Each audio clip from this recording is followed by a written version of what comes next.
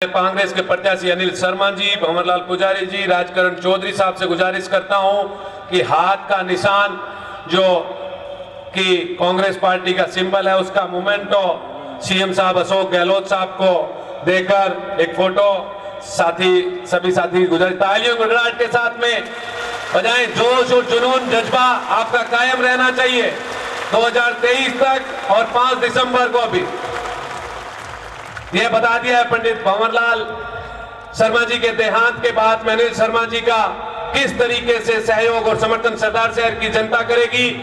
बहुत सारी योजनाओं के माध्यम से आखिरी व्यक्ति तक अपनी योजनाओं को ले जाकर उसका भला सोचने वाले राजस्थान के यशस्वी मुख्यमंत्री, आप सबके चहेते, आप सबके लाडले श्रीमान अशोक गहलोत साहब से गुजारिश करता हूं कि वो आए और इस मंच पर अपने विचार व्यक्त करें।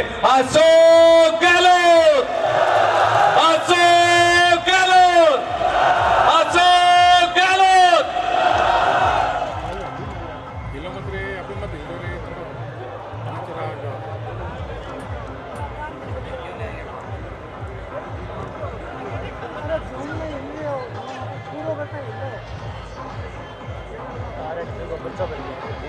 हमारे प्रदेश कांग्रेस के अध्यक्ष गोविंद धोतासा जी, हमारे वरिष्ठ नेता बीडी कल्ला साहब, प्रभारी मंत्री विजेंद्र ओला जी, यहाँ कांग्रेस के हमारे उपचुनाव के प्रत्याशी अनिल शर्मा जी,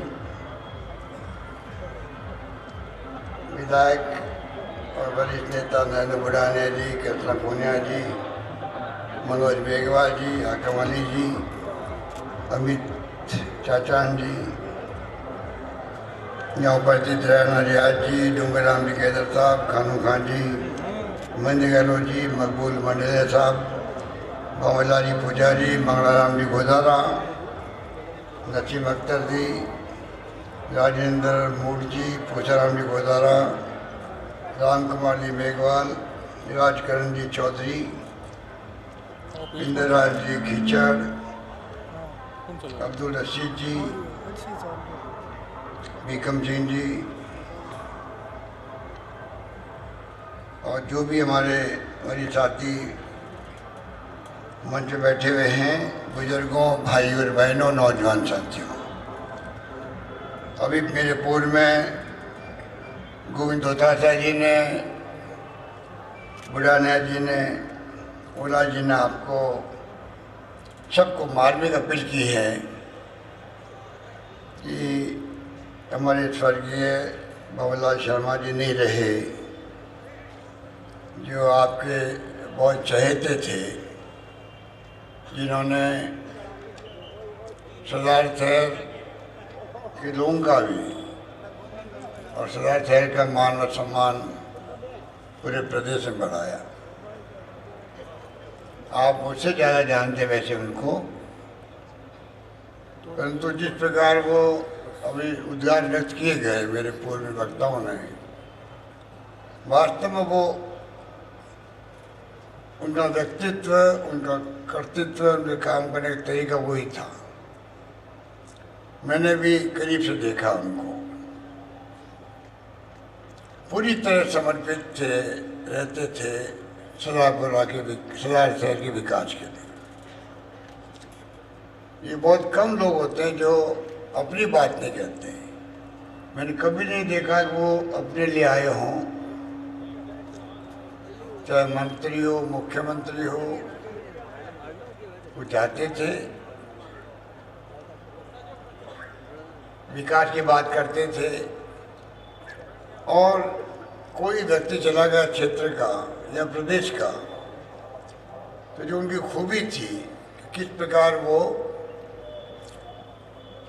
उसका ख्याल रखते थे। अस्पताल में भेजना हो तो गाड़ी भेज देते थे, टीम बना रखी थी किस प्रकार से उसका इलाज ढंग से हो। इलाज करवाने की बात हो, खाने खिलाने की बात हो, दुख तकलीफ की बात हो, तो वो चाह करके भी पहले उस काम को करते थे। अभी पिछले दिनों में बीमार थे, आवाज़ भी उनकी चली गई थी करीब करीब, तब भी वो मुख्यमंत्री निवास पर आए। मैं भी पहले उनसे मिलने गया था, उनके घर पे भी। तो जिस रूप में आके बात करते थे ऐसी स्थिति के अंदर भी, वो इस बात का प्रतीक है कि किस प्रकार से उनका लगाव था आप लोगों से।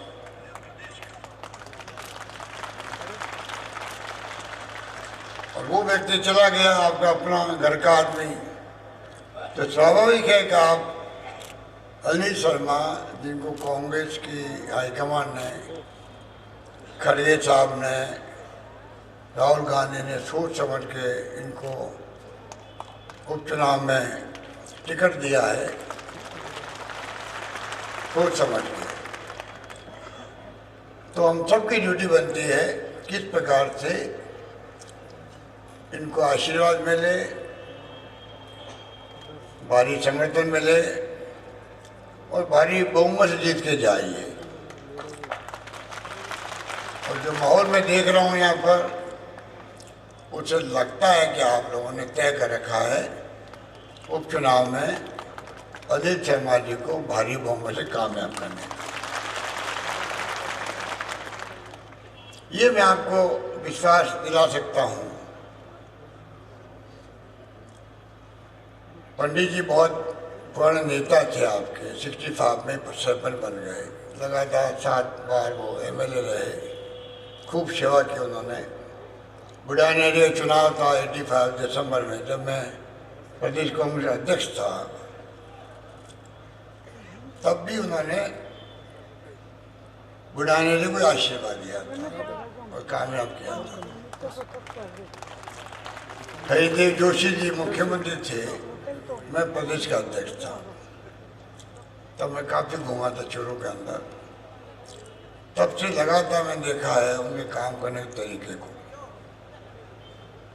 अब वो नहीं रहे हैं, तो मैं आपको जो कह रहा था, यह विश्वास दिला सकता हूँ कि जो पंडित जी अगर कोई सुझाव देते थे, काम के लिए बात करते थे,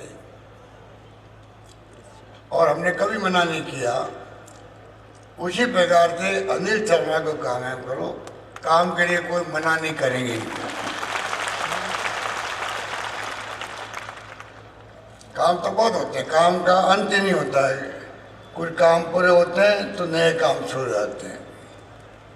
तो काम की तो कोई कमी पहले रखी नहीं, अब भी मैं कहना चाहूँगा अब काम की कोई कमी नहीं रखेंगे। अभी तो पंडित जी के मैं आया था दाह संस्कार में, तब जो पंडित जी ने उप जिला अस्पताल बनाया था 100 बेड का यहाँ पर, उसको आप सबकी भावना थी कि नामांकन उनके नाम का होना चाहिए। तो मैंने उसी दिन फैसला किया और भंवरलाल शर्मा जी के नाम का आपका उप जिला अस्पताल बन गया, यहाँ पर नामांकन भी हो गया। जो भी आपकी मांगे थी यहाँ पर, कई पंडित जी के दिमाग में था सीवरेज का है, वो भी करीब 200 करोड़ की लागत से काम, कुछ काम पूरा हुआ, कुछ काम चल रहा है। तो कहने का मतलब ये है कि जो जो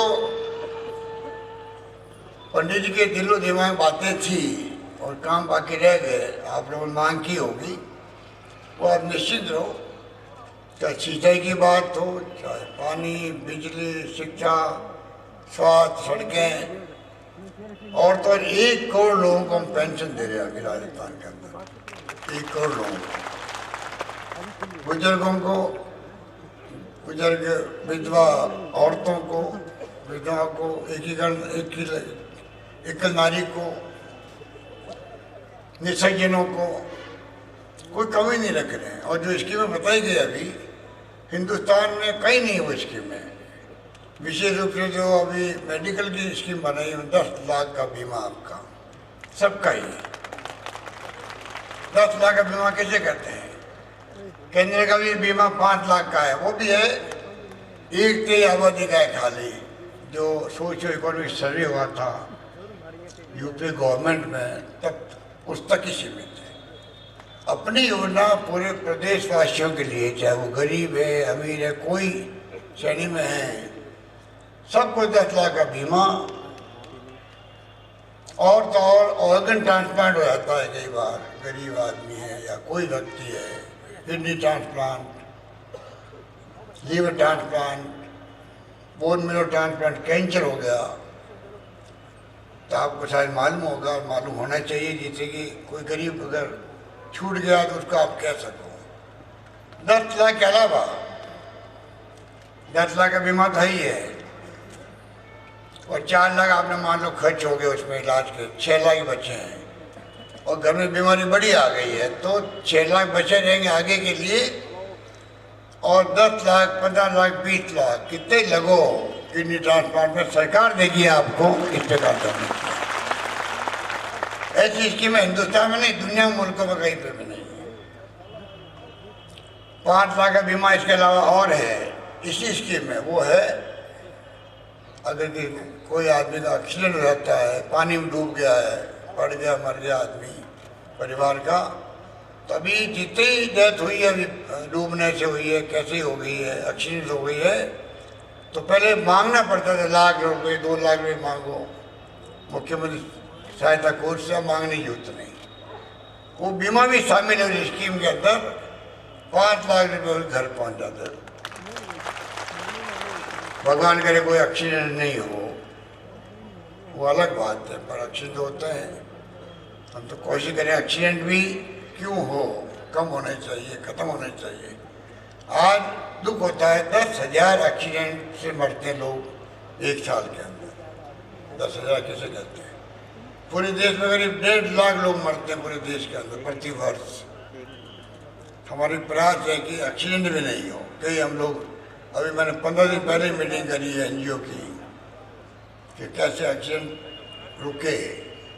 आजकल सड़कें अच्छी हो गई है, अच्छी गाड़ी आ गई है, कई लोग शराब पी के चला लेते गाड़ी को, कई बार लापरवाही कर देते हैं, वो भी हम लोग ध्यान रखें। बाकी स्कीम में तो हमने ऐसी दे दी है कि जब मैं आपको उसको वापस क्या बताऊं, आप सब जानते हैं।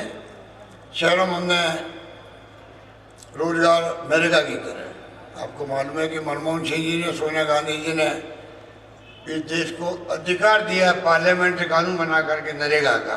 पहले आकाश होकर पढ़ते थे, कितनी तकलीफ होती थी। अब 100 दिन का रोजगार नरेगा का हमने बढ़ा के 125 दिन कर दिए। मैंने 25 दिन का खर्चा स्टेट गवर्नमेंट उठाएगी, ये कर दिया।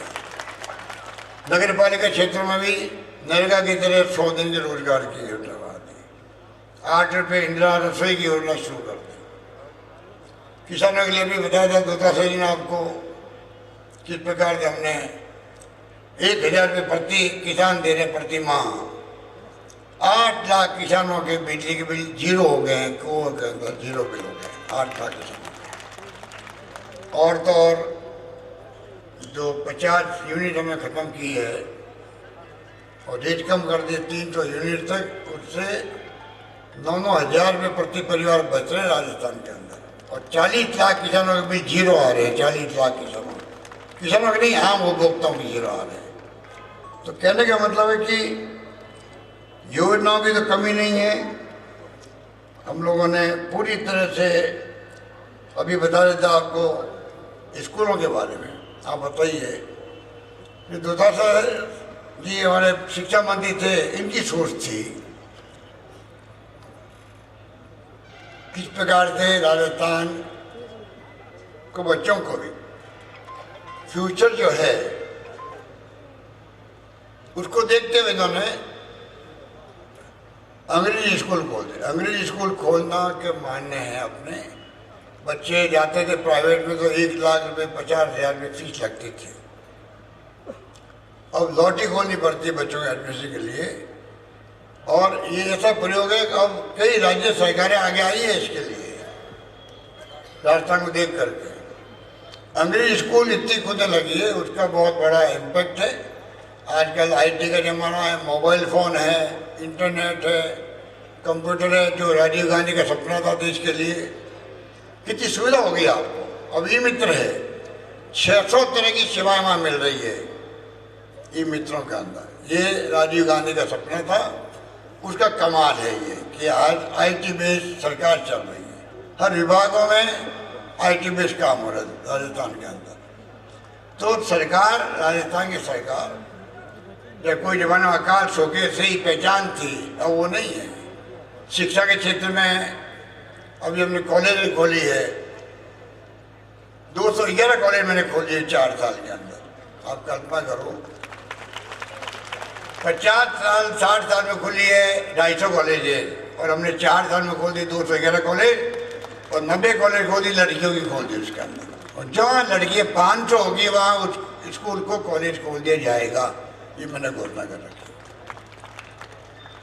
तो काम इतने हो रहे हैं, प्राइमरी स्कूल, मिडिल स्कूल, जितनी सेकेंडरी स्कूल थी राजस्थान में, तमाम सेकेंडरी स्कूल को एक झटके के अंदर सीनियर सेकेंडरी बना दी गई राजस्थान के अंदर। तो इस प्रकार से जो काम हाथ में लिया गया है, उद्योग धंधों के लिए नौजवानों को कृषि आधारित उद्योग लगाए, एक्सपोर्ट करे, 2 करोड़ रुपए की सब्सिडी दे रहे हैं हम लोग। तो मैं आपको ये बातें इसलिए कह रहा हूँ, ये तो गवर्नमेंट उपलब्धि है, जिससे कि ये तो लोकतंत्र है। इसी बहाने माई बाप आप लोग बैठे हो, आप चाहते जो बैठता है कुर्सी पर MLA, MP, मंत्री, मुख्यमंत्री, प्रधानमंत्री, ये अधिकार भी कांग्रेस ने दिया है। ये बीजेपी वाले क्या समझे इन बातों को? ना तो इनका योगदान था कोई आज़ादी जंग के अंदर, ना त्याग, ना बलिदान, ना कुर्बानी दी कभी, ना जेलों में बंद गए रहे। और महात्मा गांधी के ज़माने से जो जेलों में बंद रहे, पंडित जवाहरलाल नेहरू, सरदार पटेल, मौलाना आज़ाद, अम्बेडकर साहब ने बनाया संविधान, उनको बुलाने का प्रयास हो रहा देश के अंदर। संविधान की धज्जियां उड़ रही है और लोकतंत्र भी खतरे के अंदर है। राहुल गांधी ऐसा क्यों कर रहे हैं? भयंकर महंगाई का दौर है देश के अंदर, भयंकर महंगाई का दौर है। महंगाई ने कमर तोड़ दी है परिवारों की, बेरोजगारी इतनी भयंकर है, नौकरी नहीं लग रही लोगों की। राजस्थान सरकार वो सरकार है, आपको जाके गर्व होना चाहिए, 1,35,000 नौकरी लग चुकी हैं, 1,25,000 नौकरी प्रोसेस चल रहा है राजस्थान में, इंटरव्यू हो रहे हैं, एग्जाम हो रहे हैं, और 1 लाख की मैंने और घोषणा कर रखी है, मैंने 3,55,000 नौकरी हम लोग दे रहे हैं, जो शायद कोई राज्य नहीं दे रहा है। और प्राइवेट सेक्टर में और नौकरियां कैसे मिले आपको? अभी हमने इन्वेस्ट राजस्थान भी किया था, 11 लाख करोड़ के MOU साइन हो गए हैं। कहने का मतलब ये है, राजस्थान में कैसे बेरोजगारी कम हो, महंगाई कम कैसे हो, ये सोशल सिक्योरिटी स्कीम हम लेके आए हैं, चाहे वो स्वास्थ्य सेवाओं की हो, शिक्षा की हो, किसानों को जो छूट दे रहे हैं 1,000 रुपये की प्रति माह क्यों दे रहे हैं, बिजली के दाम कम क्यों किए हैं? इसलिए कि जो महंगाई की मार है वो आप कम महसूस करो, कुछ सेविंग हो सके। या खर्चा होता है, स्वास्थ्य सेवा में खर्च होता है, दवाई में खर्च होता है, इलाज में खर्च होता है, वो नहीं हो आपका। बिजली में बिल कम आया, आपका 0 बिल आया, तो बचत हो गई महंगाई के वक्त में। तो महंगाई से जोड़ के मैं कई योजना लागू करूँ राजस्थान के अंदर। तो राहुल गांधी की यात्रा वही है, महंगाई को लेके, बेरोजगारी को लेके, और देश में शांति, प्यार, मोहब्बत, भाईचारा रहे, हिंसा नहीं हो, यही तो वो कह रहे हैं।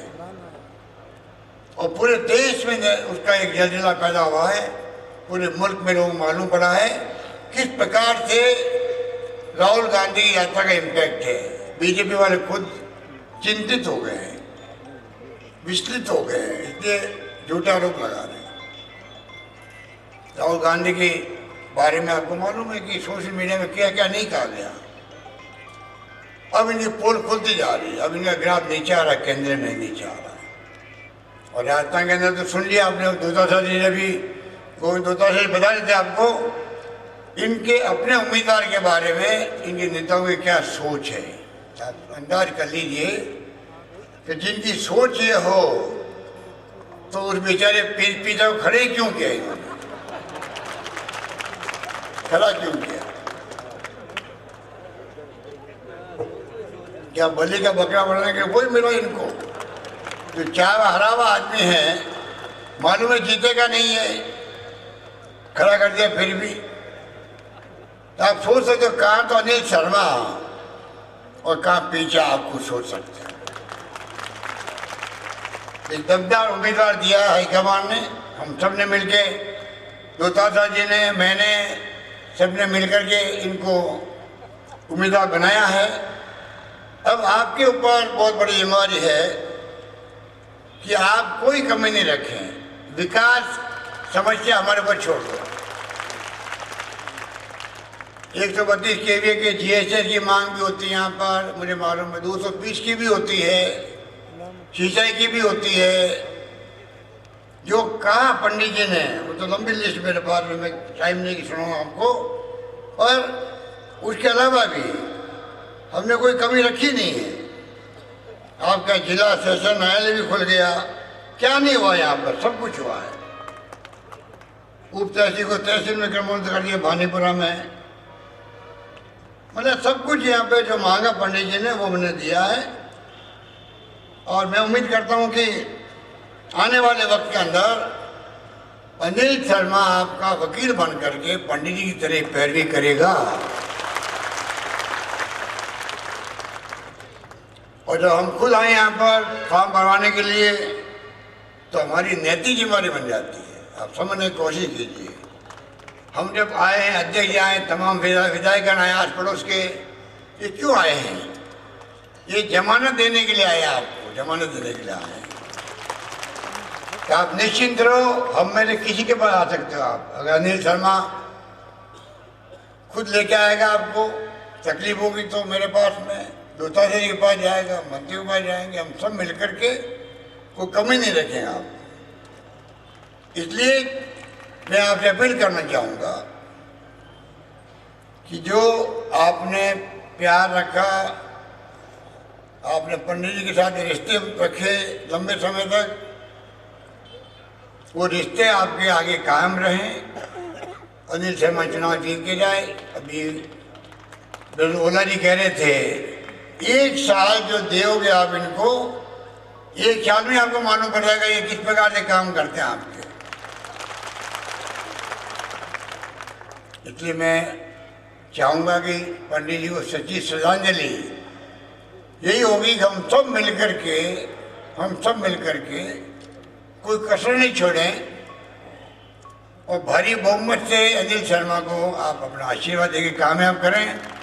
यही बात कहता हुआ मैं अपनी बात समाप्त करता हूँ और आपसे उम्मीद करता हूँ कि सजाड़ शहर की जनता सारी बातें भूल करके, कल चुनाव आएंगे, हमारे भी आएंगे, 2023 के अंदर आएंगे। अभी तक 8 चुनाव है, उपचुनाव राजस्थान में 8 में से आपका आशीर्वाद है 6 चुनाव कांग्रेस जीती है राजस्थान में, 6 जीती है। बीजेपी की जमान जब तो ये कहीं तो कहीं 3rd नंबर पर आई है। ये स्थिति है राजस्थान में उनकी। चाल चरित्र चेहरा कहते थे ये लोग, अब इनका चाल चरित्र चेहरा सामने आ गया राजस्थान के अंदर। इसलिए मैं कहना चाहूँगा अभी चुनाव के अंदर एक सबक सिखाएं और हमने काम किया है तो आप जम के आशीर्वाद दें अनिल शर्मा को और बता दें जनता को पूरे आपका चुनाव जो है खाली सदार शहर का चुनाव नहीं है, आपका चुनाव पूरे राजस्थान एक मैसेज देगा।